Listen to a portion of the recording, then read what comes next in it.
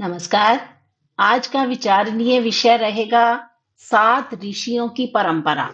7 ऋषि कौन थे? आकाश में 7 तारों का एक मंडल नजर आता है।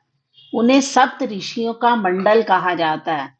इस मंडल के तारों के नाम भारत के महान संतों के नाम पर रखे गए हैं।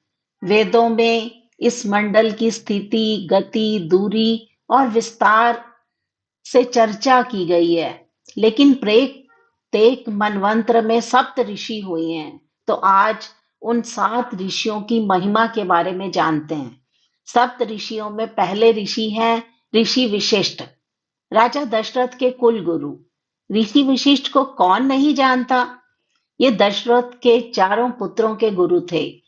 राजा ऋषि वशिष्ठ के कहने पर राजा दशरथ ने अपने चारों पुत्रों को ऋषि विश्वामित्र के साथ आश्रम में राक्षसों का वध करने के लिए भेज दिया था। इनके पास कामधेनु गाय थी, जो कि ऋषि विशिष्ट और ऋषि विश्वामित्र में युद्ध भी हुआ और ऋषि विशिष्ट ने राज सत्ता पर अंकुश का विचार दिया। तो सप्त ऋषियों में पहले ऋषि हैं राजा वशिष्ठ।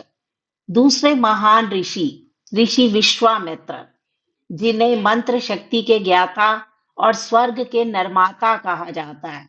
ऋषि होने से पहले विश्वामित्र राजा थे और ऋषि विशिष्ट से कामधेनु गाय को हड़पने के लिए उन्होंने युद्ध किया, लेकिन वे हार गए। इस हार से घोर तपस्या के लिए उन्हें प्रेरित किया। विश्वामित्र की तपस्या और मेनका द्वारा तपस्या भंग करने की कथा जगत प्रसिद्ध है। ऋषि विश्वामित्र ने अपनी तपस्या के बल पर त्रिशंकु को सशरीर स्वर्ग भेज दिया था। उन्हें स्वर्ग में जगह नहीं मिली, तो ऋषि विश्वामित्र ने एक नए स्वर्ग की रचना कर डाली। इस तरह के असंख्य किस्से ऋषि विश्वामित्र के नाम पर प्रचलित माने जाते हैं। और तीसरे महान ऋषि हैं ऋषि कण्व। इस देश के सबसे महत्वपूर्ण यज्ञ सोम यज्ञ को ऋषि कण्व ने व्यवस्थित किया। कण्व वैदिक काल के ऋषि हैं। इन्हीं के आश्रम में हस्तिनापुर के राजा दुष्यंत की पत्नी शकुंतला और उनके पुत्र भरत का पालन पोषण हुआ था। 103 सूक्त वाले ऋग्वेद के 8वें मंडल के जो अधिकांश मंत्र हैं, वो ऋषि कण्व और उनके वंशजों के द्वारा लिखे गए हैं। कहा जाता है कि सोनभद्र में जिला मुख्यालय से 8 किलोमीटर की दूरी पर कैमूर श्रृंखला के शीर्ष स्थल पर स्थित कण्व ऋषि की तपस्थली है, जिसे कंडाकोट के नाम से जाना जाता है। चौथे महान ऋषि हैं भारद्वाज। वैदिक ऋषियों में भारद्वाज का उच्च स्थान है। कहते हैं कि ऋषि भारद्वाज राम के पूर्व हुए थे, लेकिन एक उल्लेख ऐसा भी मिलता है जिससे उनकी लंबी आयु का पता चलता है। वनवास के समय श्री राम इनके आश्रम में गए थे और ऐतिहासिक दृष्टि से त्रेता युग द्वापर का संधि काल था। और ऋषि भारद्वाज, जो कि ऋग्वेद के मंत्र दृष्टा भी हैं, और इन्होंने अ, ऋग्वेद के छठे मंडल के 765 मंत्रों को लिखा है। अथर्ववेद में भी ऋषि भारद्वाज के 23 मंत्र मिलते हैं। भारद्वाज स्मृति, भारद्वाज संहिता के रचनाकार भी ऋषि भारद्वाज माने गए हैं। और पांचवें महान ऋषि अत्रेयी हैं।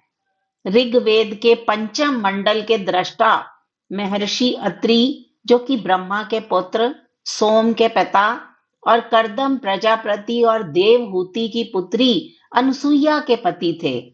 कहते हैं कि अत्रि जब बाहर गए, तब त्रिदेव अनसुईया के घर ब्राह्मण के वेश में भिक्षा मांगने आए। अनसुईया से कहा कि जब आप अपने संपूर्ण वस्त्र उतार दोगी, तभी हम भिक्षा स्वीकार करेंगे। तब अनसुईया ने अपने सतीत्व के बल पर तीनों देवों को अबोध बालक बनाकर उन्हें भिक्षा दी थी। माता अनसुईया ने देवी सीता को भी पतिव्रत का उपदेश दिया था। तो ऋषि अत्रि का आश्रम चित्रकूट में था। कहा जाता है कि त्रिदेवों की प्रसन्नता के फलस्वरूप विष्णु के अंश से दत्तात्रेय, ब्रह्मा के अंश से चंद्रमा और शंकर के अंश से महामुनि दुर्वासा महर्षि अत्रेयी और अनुसुईया के पुत्र रूप में जन्मे थे। और ऋषि अत्रि पर अश्विनी कुमारों की भी कृपा मानी जाती है। और छठे ऋषि हैं वामदेव, जो कि शास्त्रीय संगीत के भी रचनाकार हैं। ऋषि वामदेव ने इस देश को सामगान दिया। वामदेव ऋग्वेद के चतुर्थ मंडल के सूत दृष्टा हैं और हजारों वर्ष पहले लिखे गए सामवेद में संगीत और वाद्य यंत्रों की संपूर्ण जानकारी मिलती है। कहते हैं कि ऋषि वामदेव जब मां के गर्भ में थे, तभी अपने पूर्व जन्म का उन्हें ज्ञान हो गया था।